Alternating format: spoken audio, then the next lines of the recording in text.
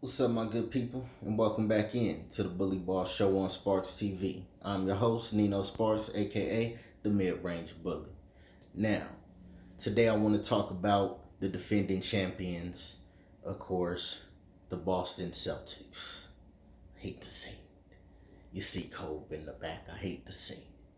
But in all fairness, it's time that I do a video on the Celtics. I was going to, just jump in and do another video of my Lakers, in the starting lineup, given the comments that JJ Redick made saying he was going to stick with the lineup. But, I don't want to be repetitive. Let's give you something new. Let's give you something fresh. We're going to break it all down like a fraction.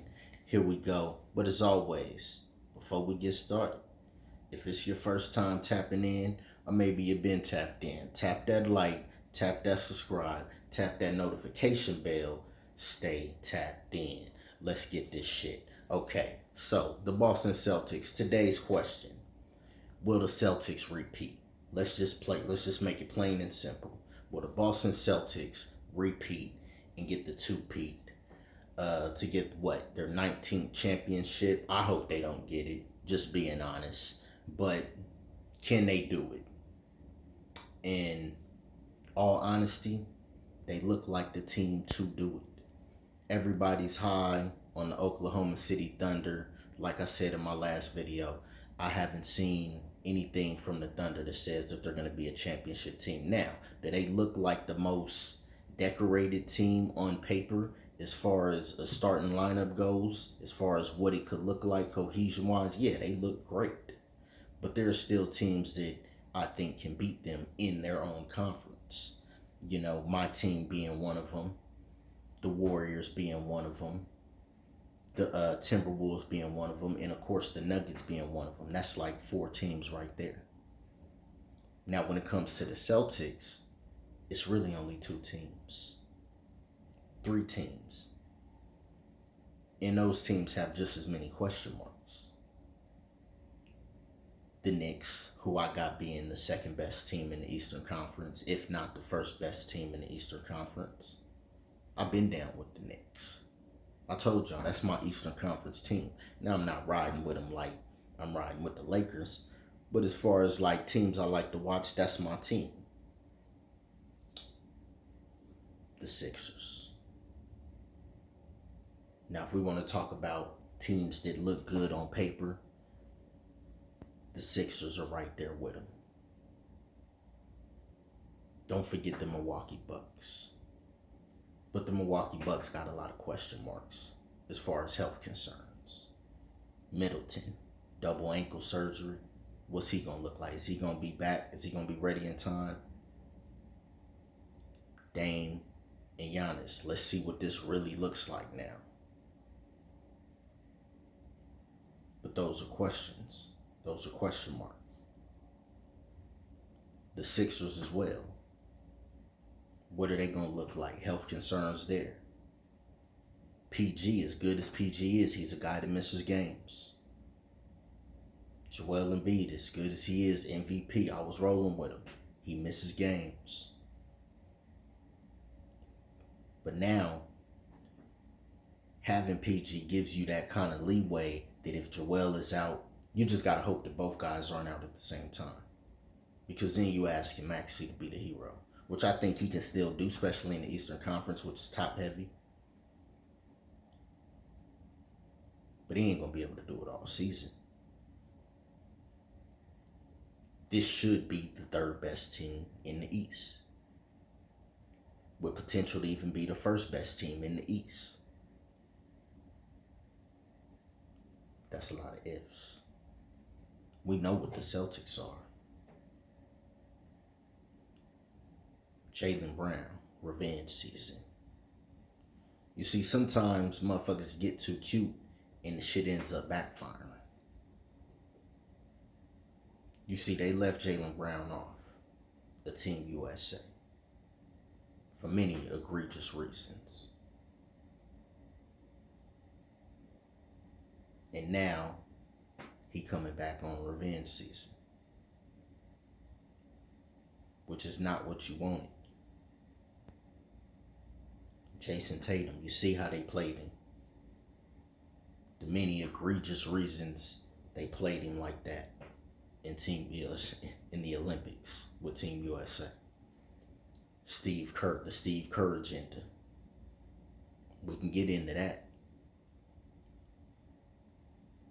If I'm Jason Tatum, he ain't gonna get no worse. He just only gonna get better. Like he said, we ain't even seen the best version of me yet. He only 26. The next Olympics, he gonna be really in his prime. And if I'm him, I'm saying I'm not playing if Steve Kerr is the coach. That's his chance to get back at him. But he already said he going for the MVP. And I wouldn't be surprised if he got it. So now you got both of them guys who just won the championship, who are already the best duo in basketball. I'm still rolling with LeBron and AD, but got to give it to the champs. They the best duo in basketball, and they're both on a revenge season. Now, that shit could backfire. Maybe Steve Kerr's little magic, maybe that works. Maybe it does get to Tatum. Maybe not in a way that it messes up his confidence, but in a way that he goes out, like he said, going full MVP instead of just doing what he's supposed to do with the team, being the leader of the team. Does the fact that Jaylen Brown not being on Team USA and basically his whole team, his whole starting lineup being on Team USA without him, does that cause some friction? See, they knew what they was doing. The Steve Kerr agent, he knew what he was doing. Even though he didn't pick the team, Grant picked the team. But even still,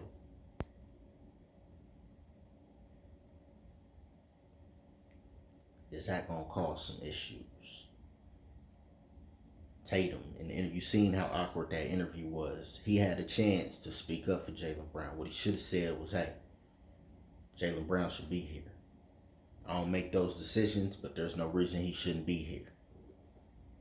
How do you not say that? Is that going to cause some issues? Is a couple of losses, bad losses, going to cause some issues? Because like I said, the Knicks, they nipping at them heels. It's a lot closer than people think. Or are they going to show that there's a big gap between them and the second and third best team? Are they going to be that team all season? A team that looks like they're on pace to win 65 games. It seems a lot more likely the shit goes in the other direction. Now, I'm not rooting. As much as I dislike the Celtics, I wouldn't root for nobody's downfall, not in life or in sports or whatever. It's not that serious. But I wouldn't be surprised if shit started going left. If the Knicks get up in their ass, if the Sixers get up in their ass, if the Bucks get up in their ass, all the teams that they supposed to be putting some distance between, if them teams beating them, Cleveland, Indiana, if teams like that, the marquee matchups, if something, I could see it. I could also see them coming out and just rolling through everybody. So we'll see. We'll see what the Celtics look like. We'll see if the Celtics can two-peat. Because like I said, having those two guys, as long as you got those two guys, you got a shot. Especially now that they done climbed the mountaintop. Oh yeah, they done tasted gold. Now let's see if they want some more. But that's all I got for free. Y'all let me know what y'all think in the comment section. The Celtics, are they gonna two-peat? Is the distance with them being the best team, is that gap, has it been closed? It seems like to me, like I said, I think the Knicks, they gonna show up this season. The Sixers got the potential to be the best team in the East. Hell, the best team in the league.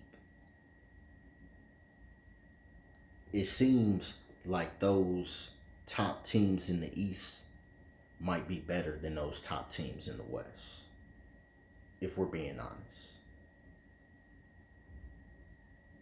Because in the West, okay, let's say OKC is good as advertised.